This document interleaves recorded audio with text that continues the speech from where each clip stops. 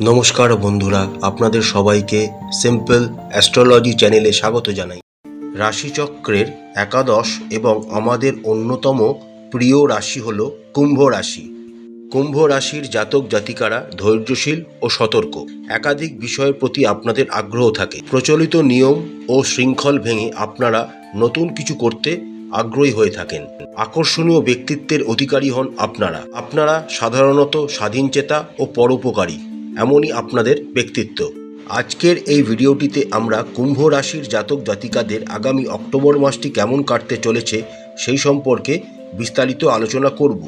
তার সাথে থাকবে কিছু প্রতিকার যা আপনাদের ভবিষ্যৎকে আরও সুন্দর করে গড়ে তুলতে আপনাদের সাহায্য করবে। তার আগে আমরা কুম্ভ রাশির জাতক জাতিকাদের সাপেক্ষে আগামী অক্টোবর মাসের গ্রহের গোচরগুলি একবার চোখ বুলিয়ে নিই। কুম্ভ রাশির জাতক জাতিকাদের সাপেক্ষে আপনাদের রাশি অধিপতি শনি আপনাদের রাশিতেই বক্রী অবস্থায় গোচর করছেন।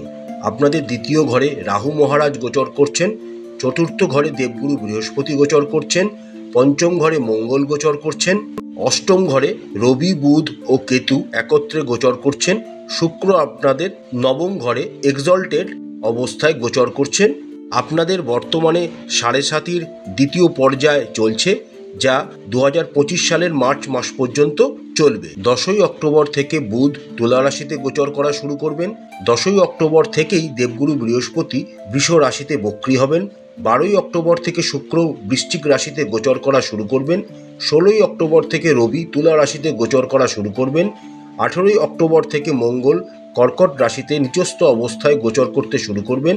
29শে অক্টোবর থেকে বুধ বৃশ্চিক রাশিতে গোচর করতে শুরু করবেন। এবার আমরা দেখে নিই আগামী অক্টোবর মাসটি কুম্ভ রাশির জাতক জাতিকাদের জীবনে কি কি ফলাফল নিয়ে আসতে চলেছে। কর্মক্ষেত্রের দিক থেকে আগামী অক্টোবর মাসটি কুম্ভ রাশির জাতক জাতিকাদের মাঝারি ফলদায়ক হতে চলেছে। আপনাদের দশম ঘরের অধিপতি মঙ্গল অক্টোবর মাসের প্রথমার্ধে পঞ্চম ঘরে গোচর করবেন। দেবগুরু বৃহস্পতি বক্রী অবস্থায় আপনাদের চতুর্থ ঘরে গোচর করবেন এবং তার সপ্তম দৃষ্টি আপনাদের দশম ঘরে পতিত হবে। তার সাথে শনি মহারাজ, যিনি আপনাদের রাশি অধিপতি, তার দশম দৃষ্টি বৃশ্চিক রাশিতে আপনাদের দশম ঘরে পতিত হবে। অর্থাৎ আপনাদের কর্মক্ষেত্রে প্রচণ্ড চাপের সম্মুখীন হতে হবে।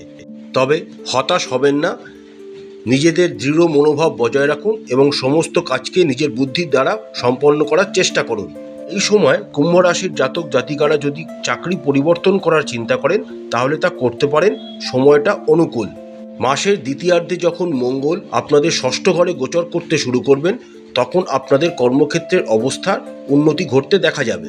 মাসের দ্বিতীয়ার্ধে যখন রবি ও বুধ আপনাদের নবম ঘরে গোচর করবেন তখন আপনারা চাকরি সূত্রে স্থানান্তর হওয়ারও একটি যোগ দেখা যাচ্ছে।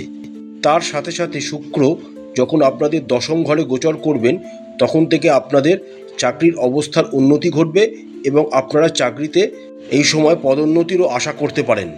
যে সমস্ত কুম্ভ রাশির জাতক জাতিকারা ব্যবসার সাথে যুক্ত রয়েছেন তাদের কিন্তু কিছু চ্যালেঞ্জের সম্মুখীন হতে হবে।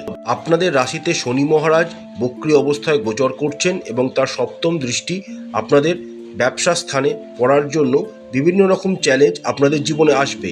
আপনাদেরকে কঠোর পরিশ্রম করতে হবে, তবেই আপনারা ব্যবসায় ভালো ফল আশা করতে পারেন। মাসের দ্বিতীয়ার্ধে যখন রবি ও বুধ আপনাদের নবম ঘরে গোচর করে যাবেন এবং আপনাদের নবম ঘরের অধিপতি শুক্র দশম ঘরে গোচর করে যাবেন তখন থেকে আপনারা ব্যবসায় লাভের মুখ বেশ ভালোভাবেই দেখতে শুরু করবেন। এছাড়া যে সমস্ত কুম্ভ রাশির জাতক জাতিকারা নতুন কোনো ব্যবসা শুরু করতে চান তাদের জন্য মাসের দ্বিতীয়ার্ধটি খুবই অনুকূল হতে চলেছে। আমরা যদি অর্থনৈতিক দিকটার কথা বলি তাহলে আগামী অক্টোবর মাসটি কুম্ভ রাশির জাতক জাতিকাদের মিশ্র হতে চলেছে। সারা মাস জুড়েই রাহু মহারাজ আপনাদের দ্বিতীয় ঘরে গোচর করবেন, ফলে আপনারা অর্থ সঞ্চয় করতে সমস্যায় পড়তে পারেন। অষ্টম ঘরে বুধ সক্ষেত্রস্থ অবস্থায় রবি ও কেতুযুক্ত অবস্থায় থাকার জন্য গোপন কোনো সূত্রে আপনারা আর্থিক লাভবান হওয়ার যোগও দেখা যাচ্ছে। তার সাথে সাথে শুক্র নবম গৃহে এক্সল্টেড অবস্থায় থাকার জন্য আপনারা কোনো বিলাস জাতীয় দ্রব্য বা বিলাসিতায় অর্থ ব্যয় করারও যোগ আপনাদের জীবনে দেখা যাচ্ছে। যাই হোক, মাসের শেষের দিকে আপনারা ব্যয়কে নিয়ন্ত্রণ করতে সফল হবেন, তবে আপনাদের উচিত হবে অর্থের সদ্ব্যবহার করার দিকে মনোনিবেশ করা। অপ্রয়োজনীয় ব্যয় থেকে আপনাদের দূরে থাকতে হবে। এটা করলে আপনারা উপকার পাবেন। মাসের শুরুতে শেয়ার বাজারের বিনিয়োগের কোনো ঝুঁকি নেবেন না, অন্যথায় সমস্যার সম্মুখীন আপনাদের হতে হবে। স্বাস্থ্যের দিক থেকে আগামী অক্টোবর মাসটি কুম্ভ রাশির জাতক জাতিকাদের সচেতন থাকতে হবে। সারা মাস জুড়েই শনি, যিনি আপনাদের রাশি অধিপতি, আপনাদের রাশিতে গোচর করবেন বক্রী অবস্থায়। তার সাথে সাথে 10ই অক্টোবর থেকে দেবগুরু বৃহস্পতিও আপনাদের চতুর্থ ঘরে বক্রী অবস্থায় গোচর করতে শুরু করবেন এবং মাসের প্রথমার্ধে রবি, বুধ ও কেতু আপনাদের অষ্টম ঘরে গোচর করবেন।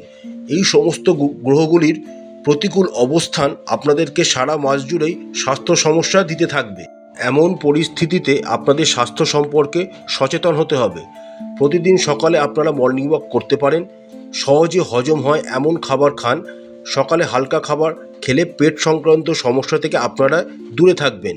এছাড়া শরীরে গ্যাস তৈরি হতে দেবেন না। বাইরের মশলাদার খাবার এড়িয়ে চলুন।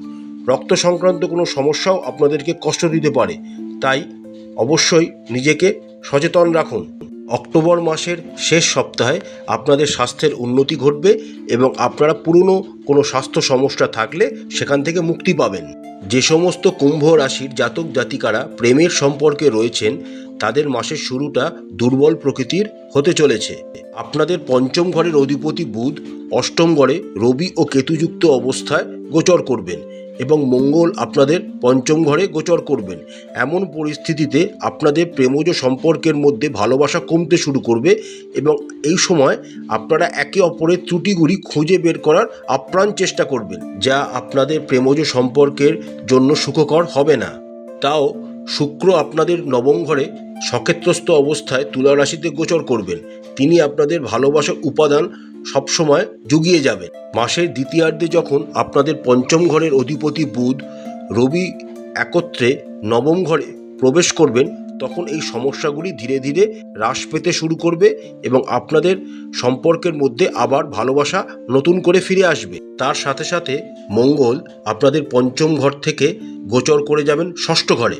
তখন থেকে আপনারা আবার নতুনভাবে নিজের সম্পর্কগুলিকে চিনতে শুরু করবেন এবং আপনাদের ভালোবাসা আরও সুদৃঢ় হয়ে উঠবে। যে সমস্ত কুম্ভ রাশির জাতক জাতিকারা বিবাহিত তাদের জীবনে চ্যালেঞ্জ আসতে চলেছে। সারা মাস জুড়ে শনি মহারাজ আপনাদের সপ্তম ঘরকে তার সপ্তম দৃষ্টি দ্বারা দেখবেন।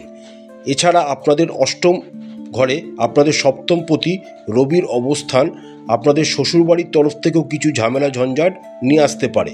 এই সময় আপনাদের প্রেমের অনুভব একে অপরের প্রতি কমে যেতে পারে। আপনাদের মনে হতে পারে আপনারা একে অপরের কেউ কারুর কথা শুনছেন না বা কেউ কারুর কথা গ্রাহ্য করছেন না।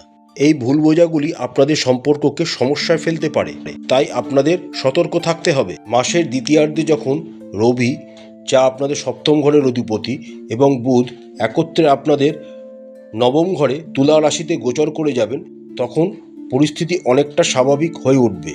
তাও আপনাদের সম্পর্কে আপনাদেরকে যত্ন নিতে হবে। আগামী মাসে চেষ্টা করবেন একে অপরকে গুরুত্ব দেওয়ার, একে অপরকে ভালো করে বোঝার, তাহলেই দেখবেন আপনাদের দাম্পত্য জীবন সুখের হবে। আগামী অক্টোবর মাসটি কুম্ভ রাশির জাতক জাতিকাদের পারিবারিক জীবনটি মিশ্র প্রকৃতির হতে চলেছে।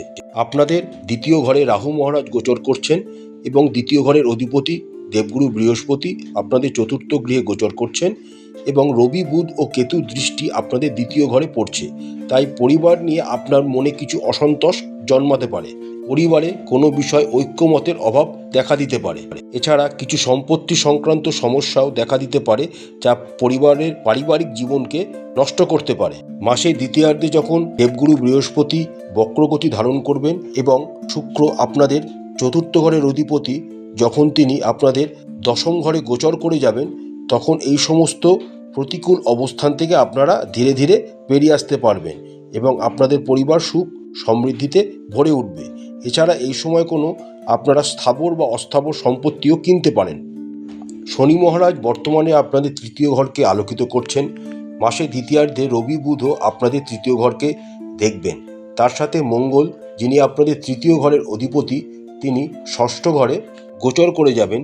তখন থেকে আপনাদের সাথে আপনাদের ভাই বোনের একটি মতানৈক্য সৃষ্টি হতে পারে, একটি চ্যালেঞ্জিং সিচুয়েশন আপনারা ফেস করতে পারেন। তাই সবসময় নিজের ভাই বোনদের সাথে বা দাদা দিদিদের সাথে কথাবার্তা বলুন, একে অপরকে বোঝার চেষ্টা করুন, তাহলেই সব ঠিক হয়ে যাবে।